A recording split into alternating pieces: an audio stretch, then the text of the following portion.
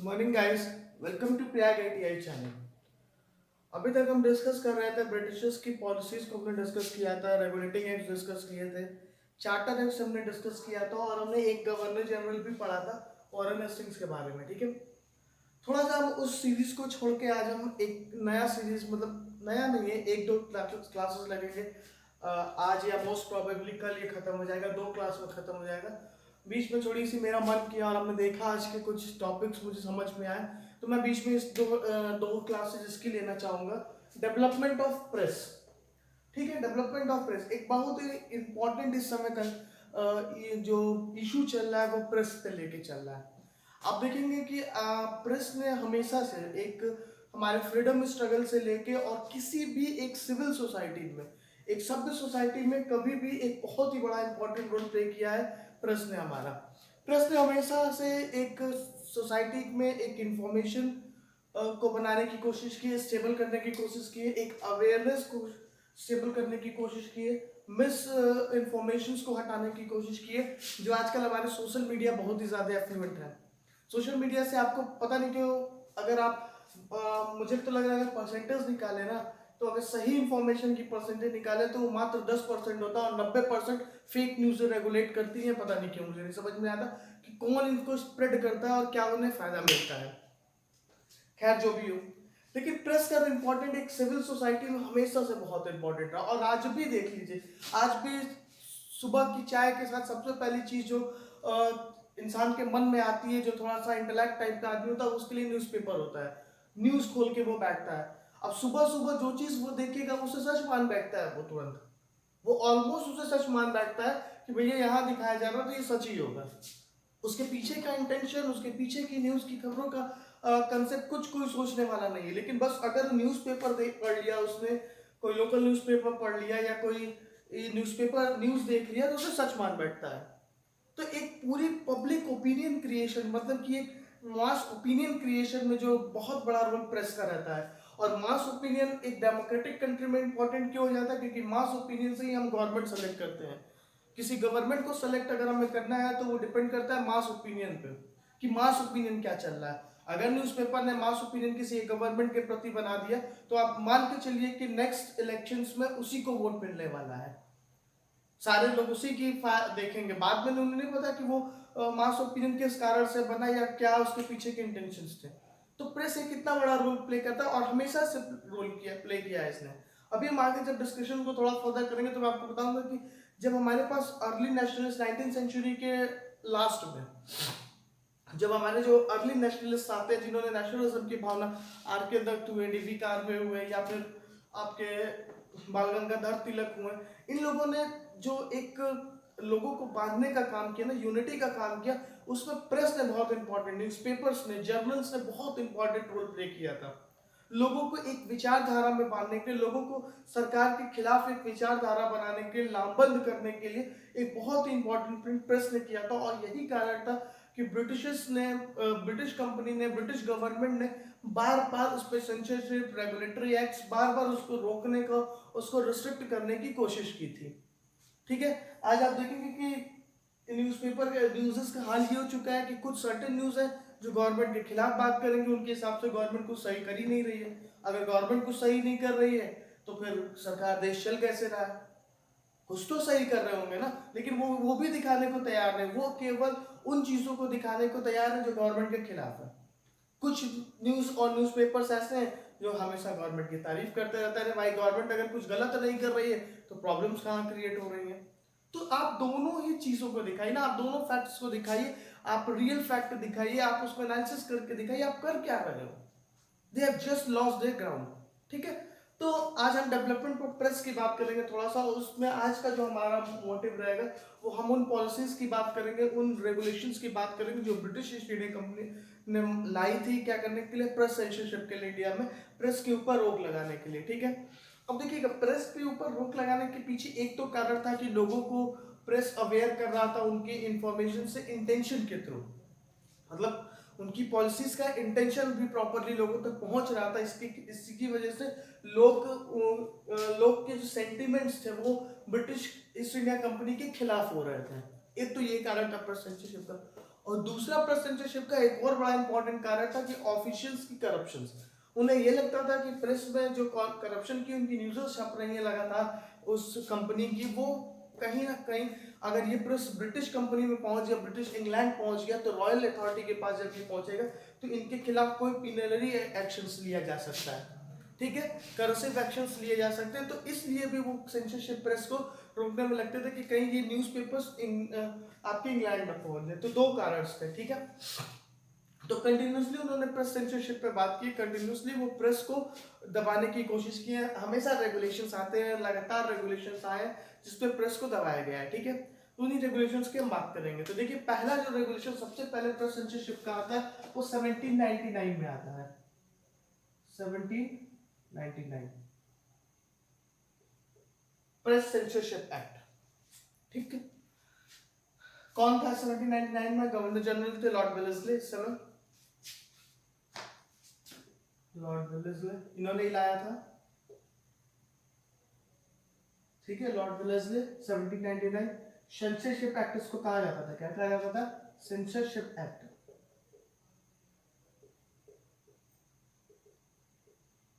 Censorship act कहा जाता था। कौन लाया था? लॉर्ड वेलेस्ली ने 1799 में। अभी ये था क्यों, ठीक है। लॉर्ड वेलेस्ली ने जनरली इस प्रेस एक्ट को लाया था due to the anticipation of French power, French attack in India. France से तो बहुत पहले इरेडिकेशन हो चुका था, लेकिन यूरोप पे अभी भी फ्रेंच ने उन्हें बहुत परेशान करके रखा था। हमने बताया था कि राइज ऑफ नेपोलियन बोनापार्ट का उस समय फ्रांस में, यूरोप में बहुत ही कहर मचा हुआ था, ठीक है। तो उनको डर लगता था कहीं कहीं फ्रांस का इंडिया में भी अटैक ना हो जाए किसी कारणवश। तो इस कारण से एक तो ये कारण था कि उन्होंने प्रेस सेंसरशिप। उसके बाद जनरली वॉर टाइम में उन्होंने complete restrictions on the press during the war time. किसी भी वॉर टाइम में किसी प्रेस को छापने पर रोक लगाया था। प्री सेंसरशिप की भी बात की कि प्री सेंसरशिप का मतलब क्या होता है कि वॉर स्टार्ट होने से पहले उन्होंने सेंसरशिप लगा दिया। वॉर तो वॉर टाइम रिस्ट्रिक्शंस तो ठीक थी, उसके पहले भी सेंसरशिप लगे हुए थे। तो एक जो था यहाँ पे कारण जो थे इन्होंने सेंसरशिप लगाने का, रोक लगाने का, क्या दो चीजें थे इसमें। Due to anticipation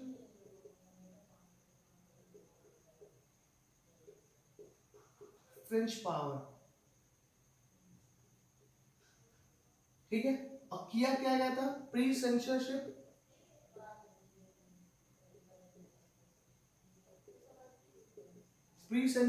and war time restrictions, war times restrictions on newspapers, ठीक है। ये लॉर्ड वेलेस्ली ने किया था 1799 में। इसके बाद जब लॉर्ड हेस्टिंग्स गवर्नर जनरल बनते हैं, ठीक है, कौन बनता है? Lord Hastings.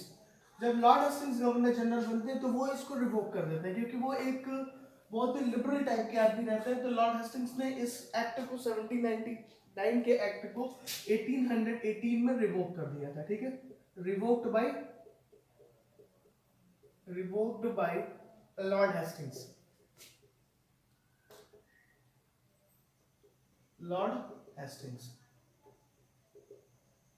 ठीक है। This act was revoked by the Lord Hastings in 1818। तब तक सेंसरशिप नहीं थे अभी भी, लेकिन अभी भी इसका इफेक्टिव ज्यादा न्यूज़पेपर हुआ नहीं था, बिकॉज अभी वो इंटेलेक्ट ग्रुप, वो क्या कहते हैं, एजुकेटेड ग्रुप अभी हमारे नेशनलिज्म में आए। अभी तो मराठा पावर से लड़ है, 1880 में तो मराठास पावर एडिकेट हुए, तो अभी तो कोई बहुत हार्श पॉलिसीज भी ब्रिटिशर्स ने अपनी इम्प्लीमेंट इंडिया में नहीं की है, ठीक है। तो और अभी भी वो इमर्जिंग क्लास, जो एजुकेटेड इमर्जिंग क्लास से बाद में आएगा राइज ऑफ नेशनलिज्म के समय में, तो वो तो अभी आया भी नहीं है। तो अभी कोई बहुत बड़ी प्रॉब्लम थी भी नहीं सन 1818 तक। तो इन्होंने लॉर्ड हेस्टिंग्स ने उसको रिवोक कर दिया, ठीक है। फिर देखिएगा, लेकिन 1823 जॉन एडम्स, ठीक है, 1823 जॉन एडम्स जब बनते हैं गवर्नर, जॉन एडम्स बहुत ही क्या कहते हैं एग्रेसिव टाइप के आदमी थे जॉन एडम्स। ये कहा जाता है कि बहुत ही ज्यादा एग्रेसिव थे इन्होंने। तो इन्होंने क्या किया कि इस एक्ट में, मतलब ये एक्ट ला दिया, इसको लाइसेंसिंग एक्ट कहा गया। 1823 का लाइसेंसिंग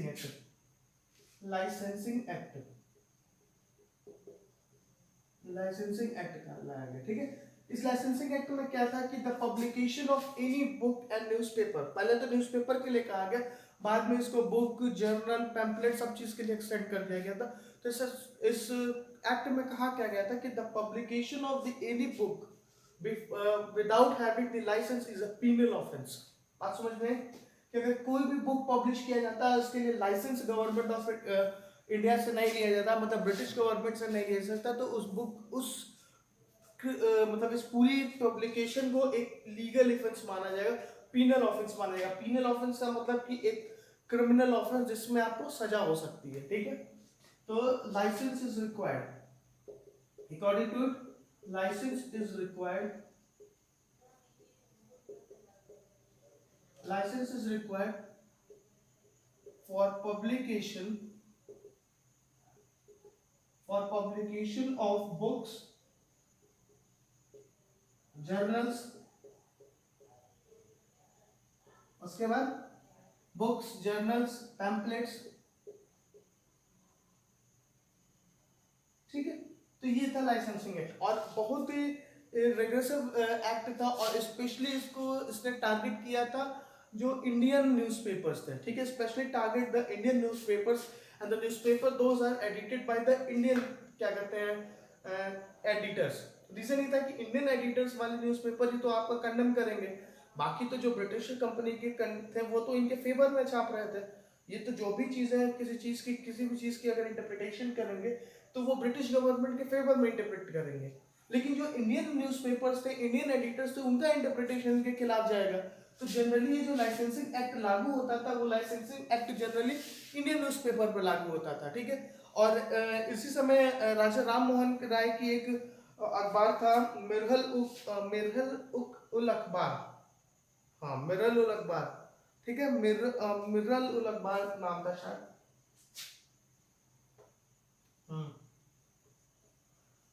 मेरत उल अखबार, ठीक है, अखबार।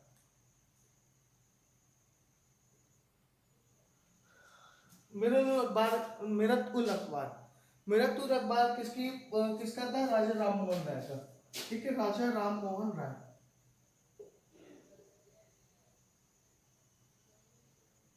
राजा राम मोहन राय का न्यूज़पेपर था, उसको रिस्ट्रिक्शन झेलना पड़ा था इस लाइसेंसिंग एक्ट के थ्रू। इसी के बाद 1824 के बाद राजा राम मोहन राय मतलब इस रिफॉर्म मूवमेंट में आ जाते हैं। उस समय रिफॉर्म मूवमेंट जब स्टार्ट होता है तो वो इसके खिलाफ आ जाते हैं, कंटिन्यूसली बार बार प्रोटेस्ट होता है या बहुत इसके खिलाफ बात किया जाता है कि भैया ये लाइसेंसिंग एक्ट बहुत गलत है, इसको हटाया जाए, ठीक है। 1835 में मैककेल्फ एक्ट आता है। मैककेल्फ एक्ट ने ही इससे हटाया था। 1823 के एक्ट को रिवोक किया 1835 में मैककेल्फ ने।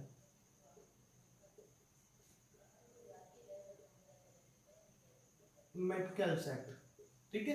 मैककेल्फ एक्ट ये इंपॉर्टेंट एक्ट था, और इसने क्या किया था? सबसे पहले तो इसने रिवोक किया था, रिवोक एक्ट 1823 लाइसेंसिंग एक्ट, ठीक है। 1823 के लाइसेंसिंग एक्ट को सबसे पहले इसने रिवोक किया मैककेल्फ ने। दूसरी चीज तो एक ये इसमें किया गया कि इसमें बात की गई रजिस्ट्रेशन की, कि रजिस्ट्रेशन इज रिक्वायर्ड। इसमें एक रजिस्ट्रेशन की बात की गई थी, रजिस्ट्रेशन की। अब देखिएगा ये रजिस्ट्रेशन जो इसका फॉर्म था इस रजिस्ट्रेशन का, वो रिस्ट्रिक्टिव नेचर का था, कंपलसरी नेचर का नहीं था। ये था कि कंपलसरी नेचर का था कि ये कंपलसरी है कि आपको लाइसेंस लेना ही है पब्लिकेशन ऑफ बुक के पहले। लेकिन रजिस्ट्रेशन जो इनका था वो रेस्ट्रिक्टिव था, वो कुछ इस तरीके की बात थी, मतलब कि रेस्ट्रिक्शन लगाना कि आप गलत काम मत करिए, आप डिस्ट्रैक्शन मत सरकार के खिलाफ कराइए, नहीं तो हम आपके न्यूज़पेपर को सीज कर देंगे। लेकिन ऐसा कुछ नहीं था कि पहले से ही आपको कुछ ऐसी इंफॉर्मेशन लेके निकलनी होगी। मैककेल्फ रजिस्ट्रेशन में क्या कहा था कि to provide precise information to provide precise information of premises of publication and cease functioning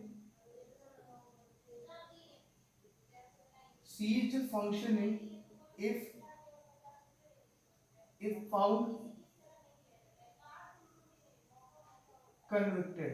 ठीक है, इन्होंने ये कहा कि आपको अपने प्रेमाइसेस का, पब्लिकेशन का, जहां पे आप इस न्यूज़पेपर को छाप रहे हैं उसकी आपको खबर देनी पड़ेगी, मतलब आपको पूरी इंफॉर्मेशन प्रोवाइड करनी पड़ेगी और उसको हम सीज कर सकते हैं अगर, और इस बात को भी आपको बताना होगा, मतलब इस रजिस्ट्रेशन करते समय ही आपको कहना पड़ेगा कि इसी डिक्लेरेशन में आपको ये भी बताना होगा, ये कहना होगा कि हम इसको सीज कर सकते हैं अगर हम कुछ गलत काम करते हैं तो।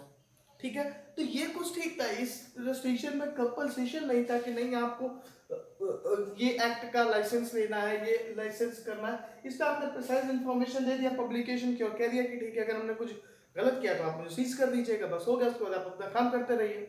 इसीलिए मैटकेल्फ को लिबरेटर ऑफ प्रेस भी कहा जाता है। ठीक है, लिबरेटर ऑफ प्रेस। ठीक है, इनको लिबरेटर ऑफ प्रेस भी कहा जाता है, इसीलिए मैटकेल्फ को लिबरेटर ऑफ प्रेस कहा जाता है। ठीक है, इसके बाद जब ये कुछ लिबरेशंस आ गए प्रेस में, तो अब इसके बाद से 1835 के बाद से बहुत सारे प्रेस इंडिया में पब्लिश हुए, पूरी प्रेस, बहुत ज्यादा प्रेस पब्लिश होने लगा, बहुत सारे न्यूज़पेपर लोकल एरियाज में जितने भी इंटेलेक्ट थे उन्होंने अपना अपना पेपर स्टार्ट कर दिया। तो बहुत सारे पेपर का स्टार्ट हो जाता है, जैसे आपको हम बताएं, हिंदू स्टार्ट हो गया था, एम के सुब्रमण्यम ने किया था, कल ये लिस्ट में आपको बताऊंगा, आज थोड़ा सा बता रहा हूँ। उसके बाद दादा भाई नौरोजी की voice of India, voice of India दादा भाई नौरोजी ने स्टार्ट किया था। द बंगाली न्यूज़पेपर सुरेंद्र नाथ बनर्जी ने स्टार्ट किया था। उसके बाद voice of India, Hindu, the Bengali, उसके बाद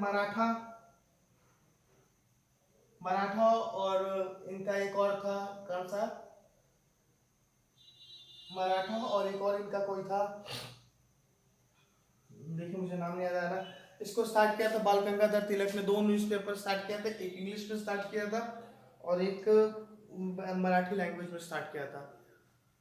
तो बहुत सारे न्यूज़पेपर फ्लरिश हो चुके थे, बहुत सारे न्यूज़पेपर उस समय डेवलप हो चुके थे। बहुत अमृता बाजार पत्रिका, ठीक है, अमृता बाजार पत्रिका जो शिशिर सेन की थी और मोतीलाल सेन, दो लोग उसमें थे जो अमृता बाजार पत्रिका न्यूज़पेपर छपी हुई थी। अमृता बाजार पत्रिका ही एक ऐसी न्यूज़पेपर थी जो रातों रात वर्नाकुलर प्रेस एक्ट 1878 में जब आएगा तो उस न्यूज़पेपर ने अपने ऊपर सेंसरशिप को, वर्नाकुलर प्रेस एक्ट को लागू होने से पहले रातों रात अपने न्यूज़पेपर का चेंज कर दिया था। वो न्यूज़पेपर रातों रात इंग्लिश में चेंज हो चुका था। ठीक है, तो वर्नाकुलर प्रेस एक्ट, वर्नाकुलर मतलब होता है लोकल प्रेस एक्ट, तो वो जो लोकल लैंग्वेजेस के जितने भी न्यूज़पेपर थे उनके सेंसरशिप की बात किया था 1878 में, लॉर्ड लिटरनेल आया था। ठीक है, अभी हम उस तक पहुंचते हैं फिलहाल। तो मेरे कहने का मतलब था कि मैटकेल्फ एक्ट के बाद बहुत सारे न्यूज़पेपर्स इंडिया में ओपन हो गए, क्योंकि इसीलिए मैटकेल्फ को लिबरेटर ऑफ इंडियन प्रेस कहा जाता है। ठीक है, इसके बाद बहुत सारे न्यूज़पेपर्स इंडिया में छपने लगे, चारों तरफ कई तरह के न्यूज़पेपर्स होने लगे। ठीक है, अब देखिएगा, एक यहाँ तक 1835-36 की बात हुई। 1857 में एक एक्ट लाता है, फिर वही लाइसेंसिंग एक्ट की बात करते हैं, यहाँ फिर लाइसेंसिंग एक्ट आती है 1867 में। ठीक है, अब 1857 का लाइसेंसिंग एक्ट लाना लाजमी इसलिए था क्योंकि रिवॉल्ट ऑफ 1857 हुआ। तो रिवॉल्ट ऑफ 1857 के बाद इस चीज को करना बहुत जरूरी हो गया कि भाई लाइसेंसिंग भी जरूरी है। ठीक है, लाइसेंसिंग भी जरूरी है और आपको अब रजिस्ट्रेशन के साथ लाइसेंस भी लेना जरूरी है। इसके पहले तो रजिस्ट्रेशन था, मैटकेल्फ एक्ट में रजिस्ट्रेशन की बात की गई थी, तो रजिस्ट्रेशन के साथ साथ आपको लाइसेंसिंग भी लेना जरूरी है कि आप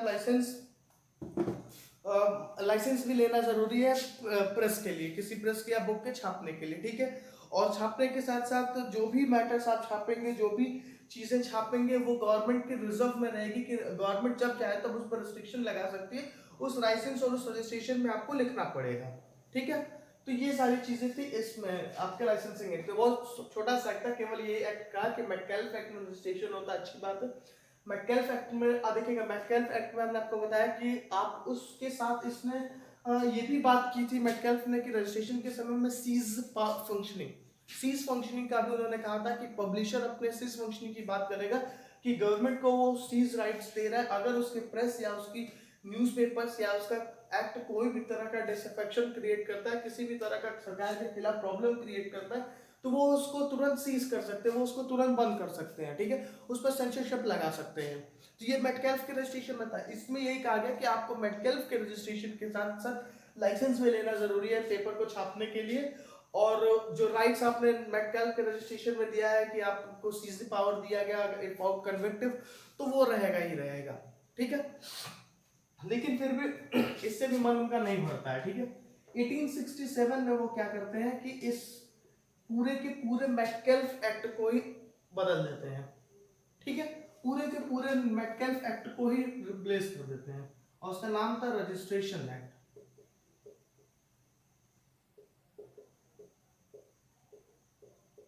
ठीक है। रजिस्ट्रेशन एक्ट 1867 का रजिस्ट्रेशन एक्ट। तो रजिस्ट्रेशन एक्ट ने क्या किया, सबसे पहले तो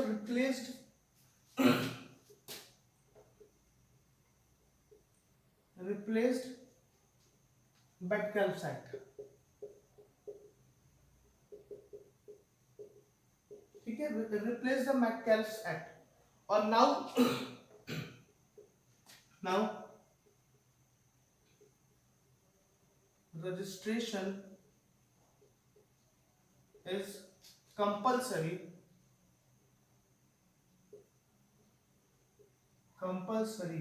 not restrictive in nature,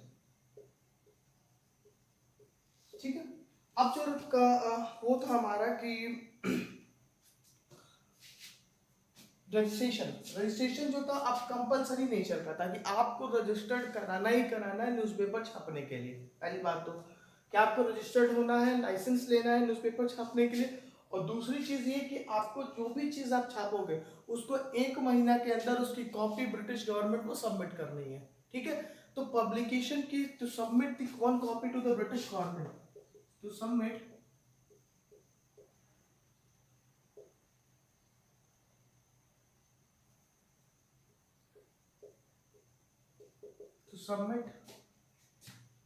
copy to government, ठीक है। तो ब्रिटिश गवर्नमेंट को आपको उसकी कॉपी सबमिट करनी है 1 महीने के अंदर। तो ये कहा गया 1867 के रजिस्ट्रेशन एक्ट में, ठीक है। तो ये सारे एक्ट्स थे अभी अगले 90s मतलब अभी 19वीं सेंचुरी के लेटर फेज में सारे चल रहे थे। अब क्या हुआ कि अब इस एक्ट के बाद चीजें बहुत रिस्ट्रिक्टिव हो चुकी थी। अब न्यूज़पेपर में जो भी चीजें छापते थे उसको पहले सरकार को बताओ, और सरकार के खिलाफ ही अगर छापेंगे और सरकार को कॉपी सबमिट करेंगे तो उसे छापने नहीं देगी, तुरंत उसके ऊपर सेंसरशिप लगा देगी, तुरंत उसको बंद कर देगी। तो इंडिया में बहुत सारे रिफॉर्म्स मूवमेंट चलने लगे। जितने भी बड़े बड़े इंटेलेक्चुअल्स थे जिन्होंने न्यूज़पेपर्स वगैरह प्रिंट किया था, उन्होंने स्टार्ट कर दिया इस चीज के खिलाफ रिवोल्ट करना, मतलब इस चीज के खिलाफ प्रॉब्लम्स क्रिएट करना, प्रॉब्लम क्रिएट करना मतलब हाँ, सरकार के खिलाफ बोलना स्टार्ट कर दिया कि भाई ये तो गलत है कि न्यूज़पेपर पे आप सेंसरशिप नहीं लगा सकते, वगैरह वगैरह बात करने लगे, ठीक है। अब देखिएगा थोड़ा सा रोल ऑफ न्यूज़पेपर उस समय इंडिया में बहुत इंपॉर्टेंट था। अब रोल ऑफ न्यूज़पेपर इंपॉर्टेंट ये हो जाता क्योंकि इनिशियल फेज में जो इंडियन नेशनलिज्म थी, जब उस समय का इंडियन नेशनलिज्म जो 1857 के बाद नेशनलिज्म जो डेवलप हुआ इंडिया में ना, वो कुछ तुरंत एग्रेसिव नेशनलिज्म नहीं था कि नहीं, तुरंत ऐसी कोई कंसेप्ट नहीं था कि तुरंत हम किसी पे अटैक कर दिया, हमने तुरंत किसी पे जाके हमला कर दिया, इस तरह की कोई बात नेशनलिज्म में 1857 के बाद नहीं थी। क्योंकि 1857 के रिवॉल्ट के बाद इंडियन इंटेलेक्चुअल्स ये समझ चुके थे कि हम डायरेक्ट वॉरफेयर्स में डायरेक्ट वॉर करके ब्रिटिशर से जीत नहीं सकते हैं। पहला कारण कि हमारे पास स्ट्रेंथ उतनी नहीं है, क्योंकि अब ब्रिटिशर्स ने अपने आप को पूरी तरीके से इंडिया में कंसोलिडेट कर लिया है। मनी एंड वॉर मटीरियल्स दोनों उनके पास बहुत ही अव्वल दर्जे के, बहुत ही सुपीरियर क्वालिटी के हैं, तो हम उनके डायरेक्ट वॉरफेयर में उनसे हम लड़ नहीं सकते, पहली चीज। तो दूसरी चीज, इंडिया में यूनिटी भी उतनी नहीं है, सब अपनी अपनी कॉस्ट के लिए लड़ रहे, कोई में अभी नेशनलिस्टिक अप्रोच डेवलप नहीं हुआ था। आप देखिएगा 1857 के रिवॉल्ट का भी फेलियर होने का एक ही बहुत बड़ा कारण था कि everyone is fighting for its own demands, और उसमें भी एक बहुत बड़ा स्ट्रेटा, बहुत ही बड़ा सेक्शन ऑफ सोसाइटी थी जिसने पार्टिसिपेट नहीं किया क्योंकि उसको कोई फायदा नहीं हो रहा था।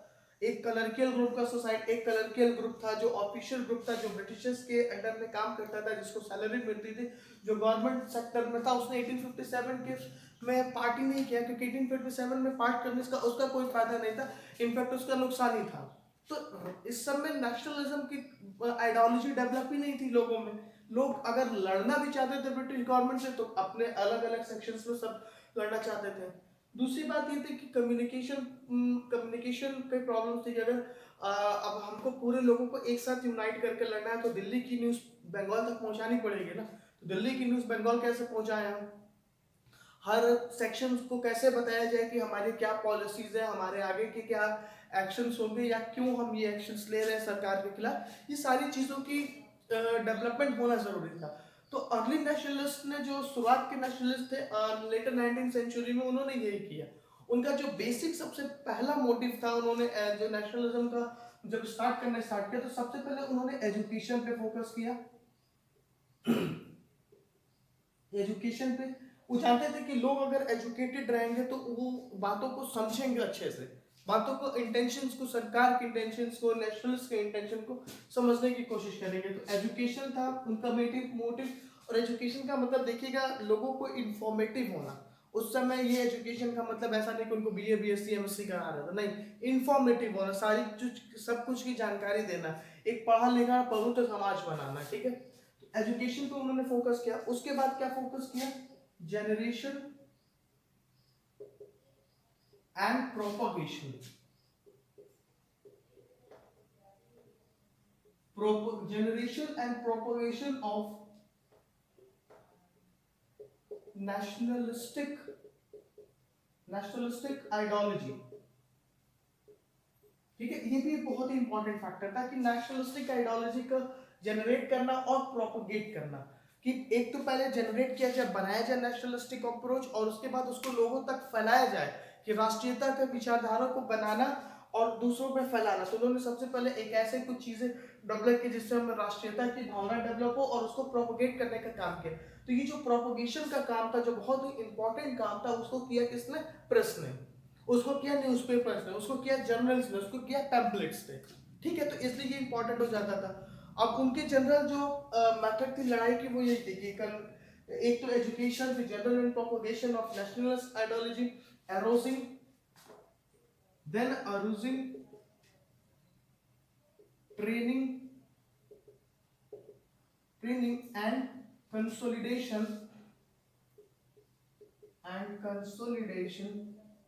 Of public opinion.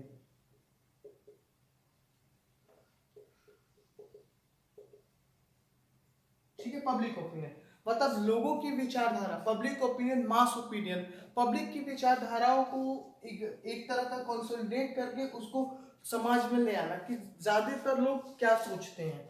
अब लोगों को न्यूज़पेपर के थ्रू ये बताया जाएगा कि इस कम्युनिटी के 100 लोग हैं जो ब्रिटिश गवर्नमेंट के खिलाफ ही सोचते हैं। तो जो अगला न्यूज़पेपर पढ़ेगा, जो अगला इंसान पढ़ेगा न्यूज़पेपर, तो वो इस बात को भी सोचेगा कि हाँ, अगर 100 लोग उसको इस बात को सोच कर रहे हैं तो जाहिर सी बात है उसमें कुछ सही होगा, हम भी उसके विचारधारा को सपोर्ट करके देखते हैं। तो ठीक है, उसके बाद एरोसिंग एंड ट्रेनिंग इसलिए कहा गया है, इसलिए ये था कि नेशनलिस्ट लोगों ने, जो लोग इस विचारधारा के खिलाफ थे, मतलब जो लोग इस विचारधारा के सपोर्टिव नहीं थे, जिनको ये विचारधारा, नेशनलिस्टिक विचारधारा समझ नहीं आ रही थी, उनको इन्होंने बताया, उनको उन्होंने स्टैंड किया, उनको बुलाया और ट्रेंड किया कि आप नेशनलिस्ट आइडियोलॉजी को समझें। उनको एजुकेशन देके, उनको एग्जाम्पल्स देके, उनको अपनी इंडियन एंशियंट हिस्ट्री के बारे में बता के, हमने बाद में भी देखेंगे कि रेनेसां पीरियड इसको कहा जाता है।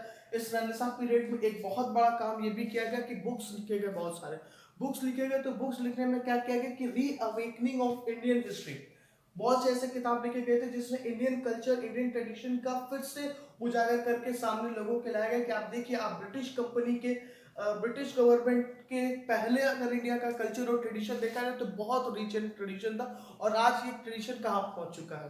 रेनेसां पीरियड में। ठीक है, रेनेसां पीरियड, रीअवेकनिंग पीरियड में। तो ये एक काम किया गया था, उनको बार बार बताने की कोशिश किया गया। तो उसके बाद इसी एरोसिंग के प्रोसेस में एक काम ये था कि लोगों को ये अवेयरनेस फैलाया गया था कि the vast country like India is beaten या फिर is defeated by the handful of British officials. कि इतनी बड़ी कंट्री क्या एक छोटे से ब्रिटिश ट्रुप के द्वारा, एक बाहर से आए हुए देश के द्वारा कब्जा कर ली जाएगी? तो इस तरह की बातों को करके लोगों को इसके खिलाफ खड़ा किया गया था समाज में। और उनको ट्रेंड किया था गया था कि किस तरीके के नेशनल आइडियोलॉजी को लोगों के बीच में फैलाना है, किस तरीके से हमको एक public opinion, consolidation of public opinion, एक पब्लिक ओपिनियन बनाना है, एक ऐसी विचारधारा समाज में डेवलप करनी है कि सरकार के खिलाफ खड़ी हो सके।